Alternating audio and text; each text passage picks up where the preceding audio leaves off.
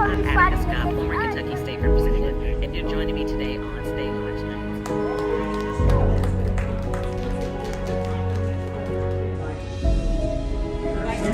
We will continue to provide updates as we have more information.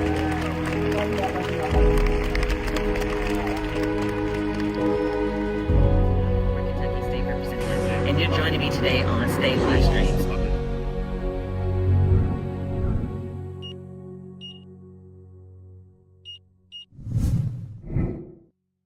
You ready? Yeah.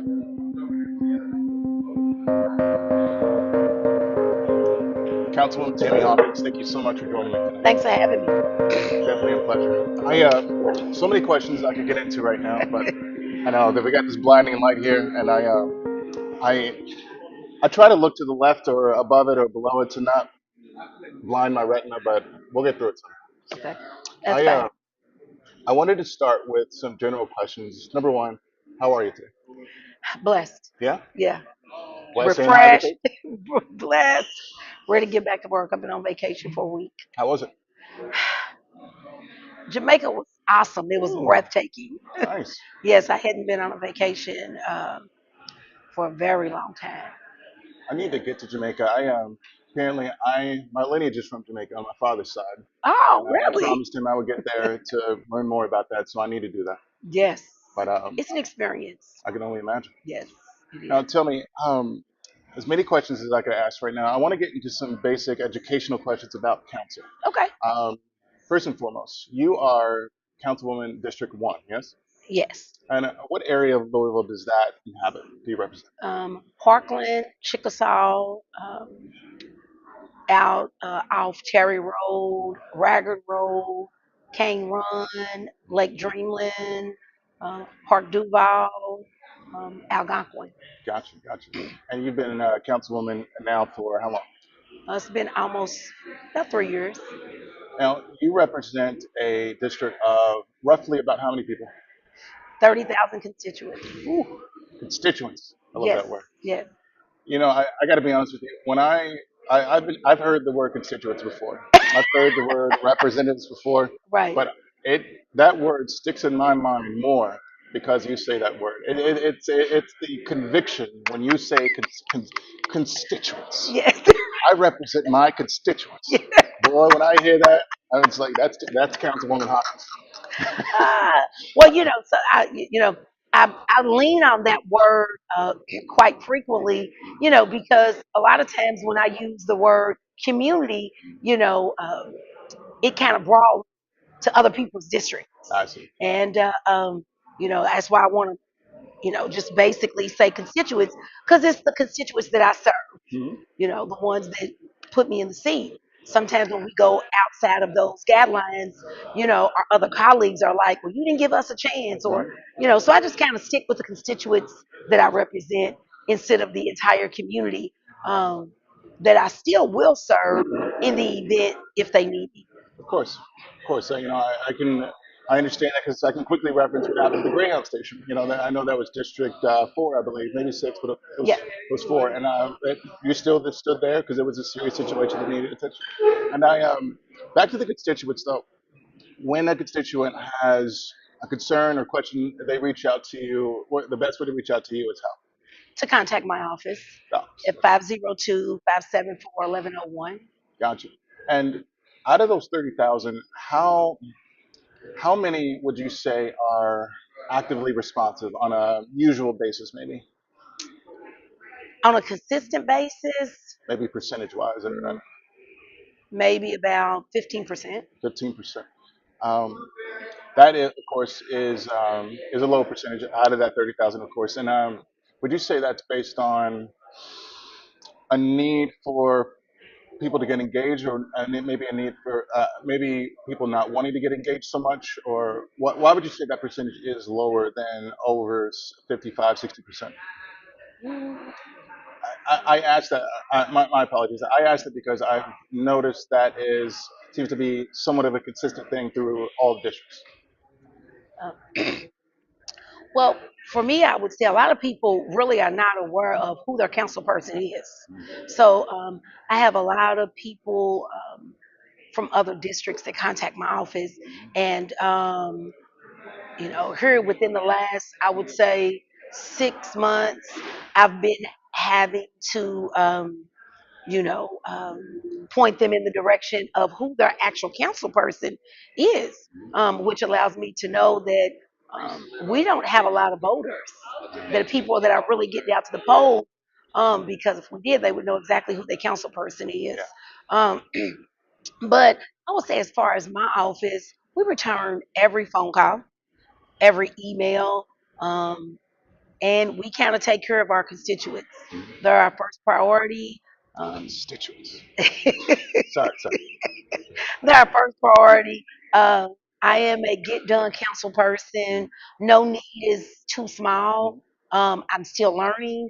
Um, and, if you oversee 30,000 constituents, I'm sure that you may miss a few, just being, accountable. Of course. And if I do, hey, feel free. A lot of times when people see me, they stop me. Um, I'm just everywhere. Yeah. So you can't. I try to make it to where people can't miss me. Yeah. Um, I try to bring awareness to a lot of different things, whether they affect my constituents or they don't. Um, Going back again, Dosker Manor, just things like that. That I'm just really passionate about the work itself, about community. So I would say, as far as myself, just speaking on me, I don't get a lot of consistent, repeated calls, only because we take care of the call when they first call. Of course. So, and even with my community meetings, I remember when I first started out, in this seat, everybody wanted to hear my mission. They wanted to see what I was talking about. But I've pretty much been a woman of my word, and I've stayed true to who I am since I've been in this seat. Have I, second guessed myself at times? Yeah. Have I second guessed a vote before? Sure. I'm human. Um, but I would say that 95% since I've been in this role, uh, anything that I said that I was going to do, I did it. From my vantage point, I can definitely agree to that, and I've seen that as well. And excuse me 1 second, Councilwoman. We're going to take just a small break and get right back to the questions, okay? Sure.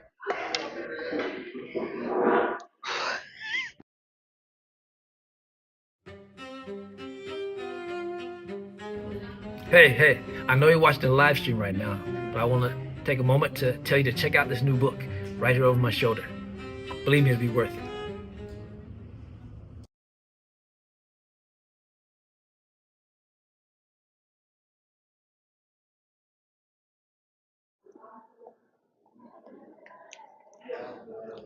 Sorry about that brief You're break there, fine. Councilwoman. So we're going to get right back into it. And I want to pinpoint on something you said that was interesting. I'm curious of your thoughts on Dosker Manor.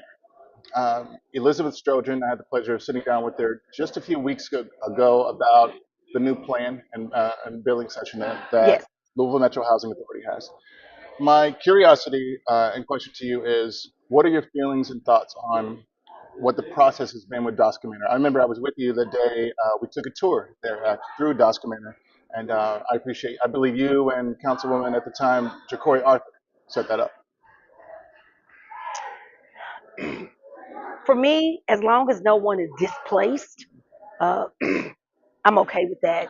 Um, um, that complex have been overlooked and underserved for way too long. You know, it preceded, way preceded my seat time. It's been like that probably since I've been a younger woman. So I was just glad that I could just be a part of, just a part of the change, to be able to see the smiles, and the living situations for, for District 4. Uh, I was very excited for them. And it was very heartwarming when I heard that all of them was going to be moved. And it has been a process, and I've still followed that process. Okay. I don't think that they have very many people left to move to Okay. transition. And then, of course, when you're dealing with a lot of seniors, they don't like moving. You know, they're comfortable where they're at in their space. Um, so I know that that has been a process for some of them. I'm just ready for everyone just to get out of there, get comfortable. And have great living conditions. Because, like I said again, um, you know, if you've never experienced living there, or if it's not your family member or a friend's family member, uh, you know, if it's just something that you've never experienced, then you wouldn't understand. And before I transition to the next topic, not that I'm asking for specific addresses or anything or corners, but what type of living facilities have those residents of Oscar Manor been re- um, relocated to? Well, I do believe that some of them have been moved to Beach Terrace. Some of them have gotten houses. Just depends on the number of bedroom vouchers that they've gotten I see. to depend on where they wanted to go. But it's pretty much wherever they feel comfortable. And they was given a choice. And the fact that they was given a choice, um, you know, that spoke volume to me. I see. You know, so it wasn't like, well, you know, this is it. You have to move here. They were given different options. Hmm. So I was, you know, I was very pleased with Elizabeth Strojan or for coming in and making that happen. I do appreciate that update, as I assume many do, who may or may not have known where people were relocated to. And I want to make a transition back to council. I just have one more question, actually, before I want to touch base on the consent decree, the Okay. consent decree resolution. One question that stuck in my mind is I often go to a Metro Council meeting, and sometimes I'll notice when someone is at that podium, there are some council people talking amongst themselves. Um, and to be honest, at first glance, it does appear to be rude and a bit, shall I say, disingenuous toward that person who's talking at the podium. I know there's a lot of emotion that goes with stepping up to that podium and whatnot because people are ready to speak what's on their mind and heart, and may have been for weeks, months, or years. My question to you is, are those council people actually still listening? And what happens after that? And this is a broad question. What happens after that concern is voiced for those 3 minutes? Well, I can't speak for my colleagues on that. I can only speak for myself. I very rarely get up unless I have to use the restroom or something like that because standing behind that podium and getting that 3 minutes, that's important. And for me, if you know if anything that anyone from any district is if I feel like that they have a concern with me or how I've handled anything, um, you know, I'll stand up and walk out Yeah, and meet them at the elevator yeah. and you know try to address their concerns or you know just be like, well, hey, what's up? Is it something that we can, you know? But also, and I want to flip that if I could, because the energy that some people take to stand up and get in front of a podium is the same energy that they can take to pick up the phone, Mm, you know, or just say, hey, Councilwoman, you know, can I have a conversation with you? You know, and then in the event that that conversation is not able to be held, um, then you can take your 3 minutes because at the end of the day, um, each council member has their own district of that course. they're concerned with, right? So if it is just solely uh, one council person that you have an issue with, you know, my suggestion would be to contact that council person, Mm, right? That is really what's respected. And if you want to truly see change, or if you want to see an impact made, you know, or something different out of that particular council person, me myself, how I would handle it is I would go straight to that council person, and I don't think that you know, and you know, if it happens, someone can let me know. But I know, as far as again speaking for myself, I've not turned down one meeting, um, no matter what it's about. And then if it doesn't have anything to do with District 1, then of course I have to contact that council person. But if it has anything to do with District 1, I don't turn down anything but my collar. Yeah, I don't turn down any meetings. So no matter, excuse me, no matter what that meeting may look like before I go into it, hmm, right? I still turn down no meetings. understood. I appreciate it, Councilwoman. Yeah. And much like concerns that are voiced at the podium, one of the concerns that I wanted to bring up now that I have heard referenced is the not just the consent decree, but the people's consent decree resolution. Okay. Um, I and correct me if I'm wrong on this, but I think when it was first presented to committee, I can't remember if you were in favor of it or not. Were you in favor of the resolution? Yes. I supported uh, Shamika Purse right It's with that.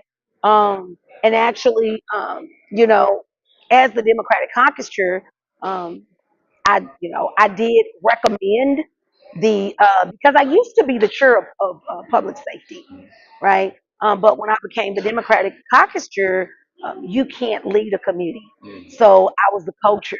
okay. So I was just blessed to still be able to be on that committee and be the co-chair. And I did speak with the chair and, asked Shamika if she would have a conversation with him so we could at least hear it. But Understood. either way it goes, you know, I definitely supported it and still will. Now I'm curious. Let's break that down or expound on that a bit. Now the question: Why? Why do you support this resolution, and why is it important? Well, it's the people, consent decree. It's not mine. I've had several constituents tell me that they support it, they read it.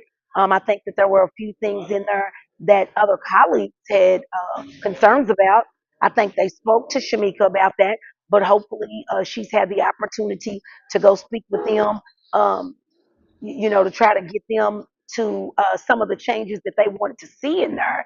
And then one thing that I will say when you bring resolutions or, um, when you're trying to create new laws and you want them to pass, one of the biggest things that I've learned being on council is I go to each committee member Uh, and I have a conversation with them before it gets on the floor. mhm, I think that that's vital, right?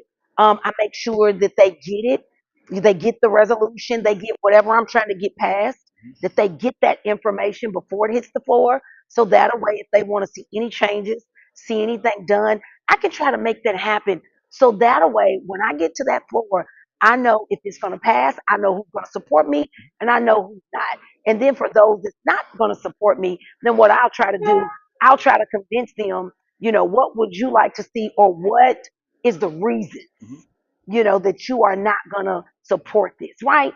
Um, and everyone, you're not going to always get everyone to agree, Mhm. right? It doesn't matter that, me and Shamika come from the same culture, Mhm. right? No two people are going to always agree. And That's if true. they do, somebody's being fake. Yeah. I'm a leader of my own at heart. Shamika Purse Wright is a leader of her own at heart. We have two, we have a lot of similarities, right? Um, but we also have different goals. Mm. And I think that sometimes that blurs a lot of people's vision, Mhm. right? Um, Me and Shamika have a very good relationship at this point. That's wonderful. Yeah, and any council member, all my colleagues, my goal is as a Democratic caucus chair is to unite the caucus.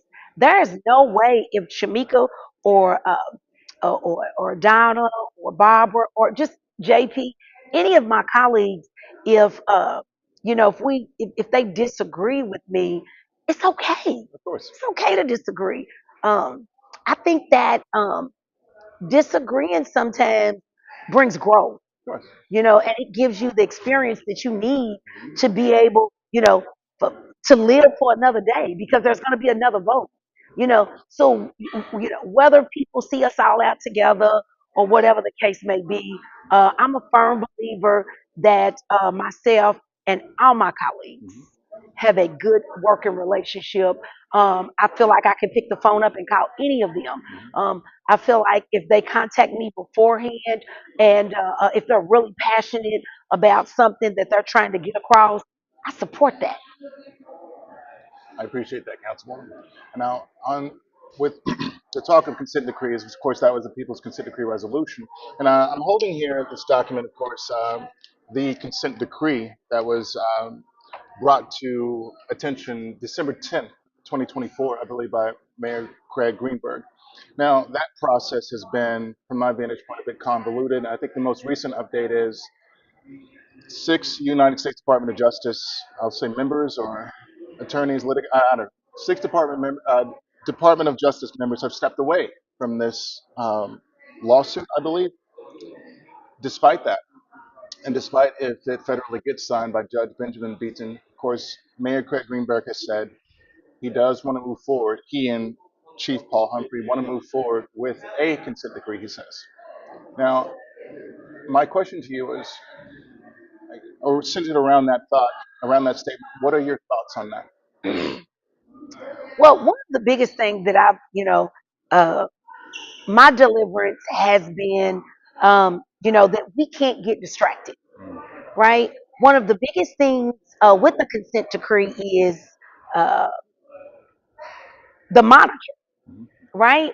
So when the consent decree is put in place, um, I need everybody to understand that the community does not pick the monitor. The mayor picks the monitor. Yes. Okay, so that is what we need to stay uh, in tune with. That is the most valuable piece. He's already agreed uh, to a consent decree. I'm not sure if he's agreed to the people's consent decree, but he has agreed to the consent decree.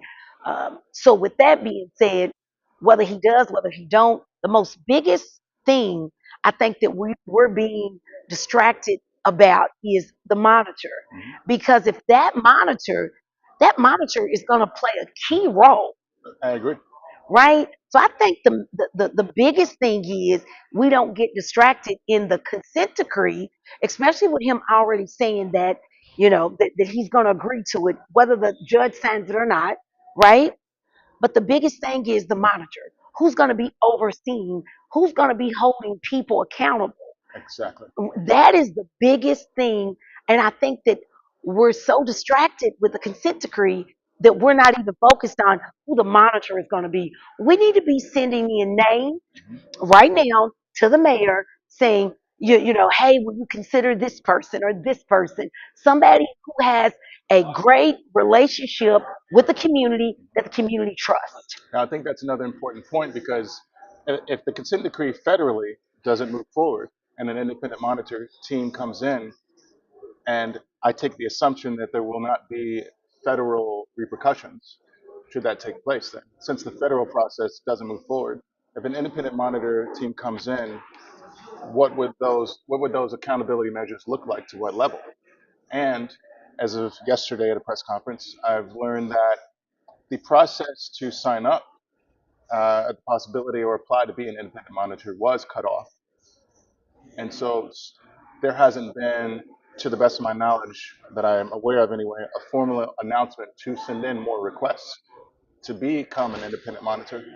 Are you, is it, actually, I should do more education on that to see if that process is out there. And I can and I will do my due diligence to try to get you that information to Please. find out exactly what that process looks like. And honestly, being fully candid, I don't think that there is a process. I Mm, believe that the mayor solely uh, chooses yeah. who that monitor is. So that's what when I say we've been solely distracted with the consent decree and we've totally overlooked the monitor. And I think that all the community members out there, they need to reach out to the Metro Council member Mm, and definitely send in who they would want to recommend that monitor to be. That monitor is going to play a very vital role I agree. uh, in that. So, and then the monitor can also apply a lot of pressure to whatever those regulations are.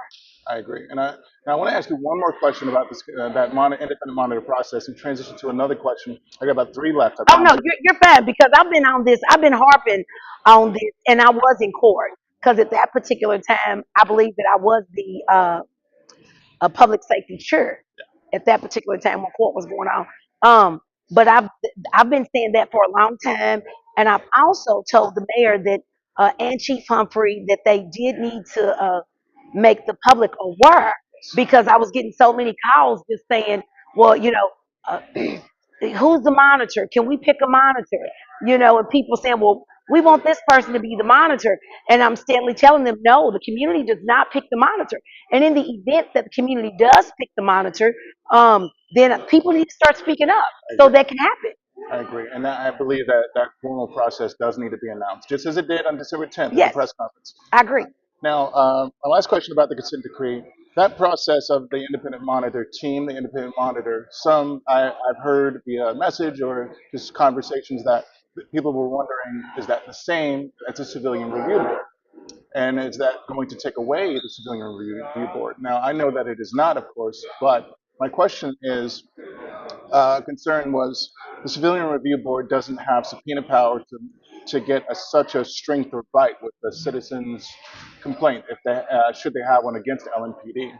But and correct me on this, the Metro Council does have subpoena power.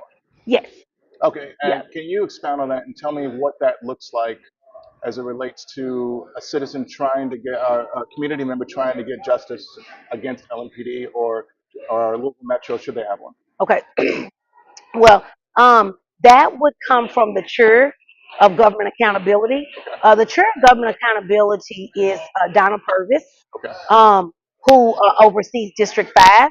I would recommend that if a constituent of any district or they contact their council person and go to Donna Purvis, Councilwoman Purvis, and she would follow protocol.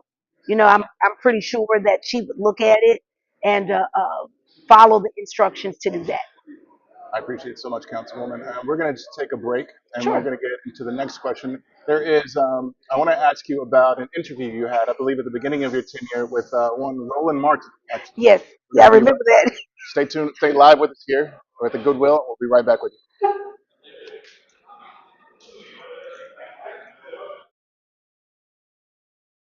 Through every note, every performance, the arts connect us.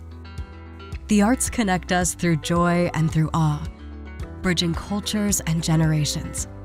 From intimate theaters to the grandest stages, the arts bring us together, reminding us that we're never truly alone.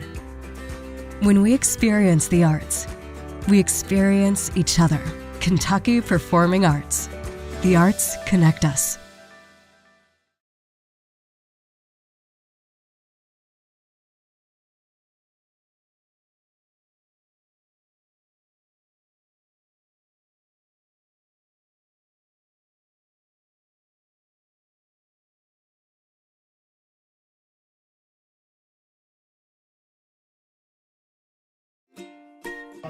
Welcome to Skills for Life, located at 204 East Jacob Street. She's holding on. Here at Skills for Life, we offer services 6 months to 12-year-olds. Tell me what this is. This is the what? The front of the book? With a warming environment, a comforting atmosphere, with therapy services, social emotional learning, plant-based meals, and more. Parents can look forward to having their children in a safe environment. Join us at Skills for Life. We have a plant-based diet that we serve, meals that we serve to our children, and they can expect that their children are safe and loved. And for more information, call us at 502-822-3975.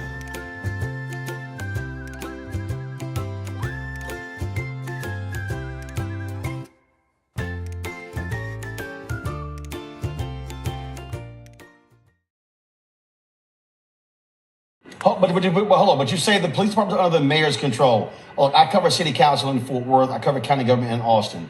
Is there a city council committee that deals with police and fire? Yes. Government accountability and public safety. Okay. Well, can that committee call the head of the FOP to testify before the committee about what's happened in the police department? Definitely. Absolutely. Will that happen? Yes, I promise you. Yes. I'll make sure to that.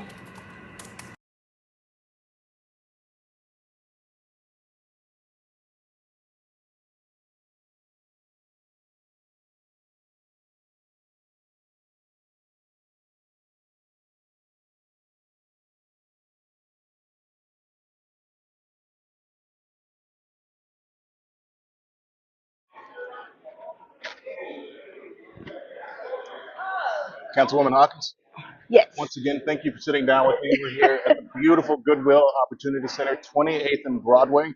I was here at the ribbon cutting months ago with for some reason, I can't remember the gentleman's name. Devon Holt. Devon Holt, Yes. yeah, who is now the president CEO of Muhammad Ali Center. So shout out to you, Mr. Holt.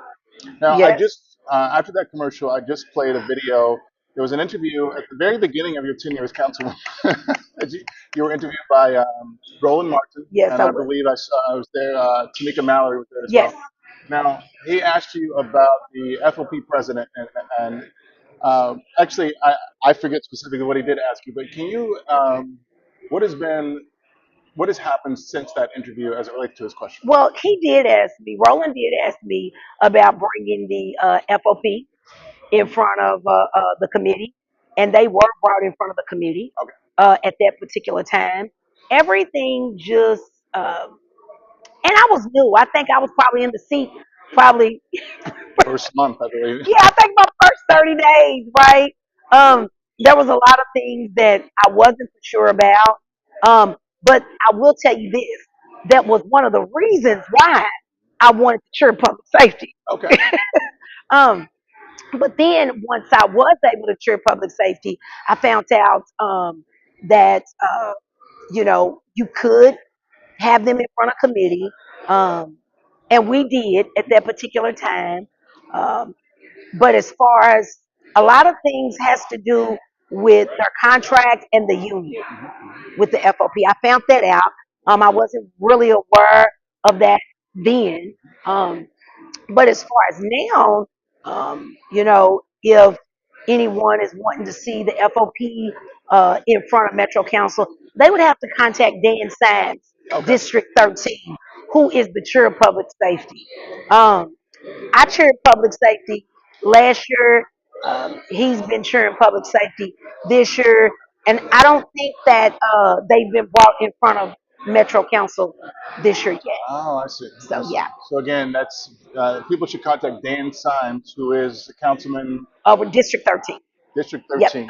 He hears any concerns or he addresses any concerns that has to do with public safety, and he has the due diligence to either hear things or don't.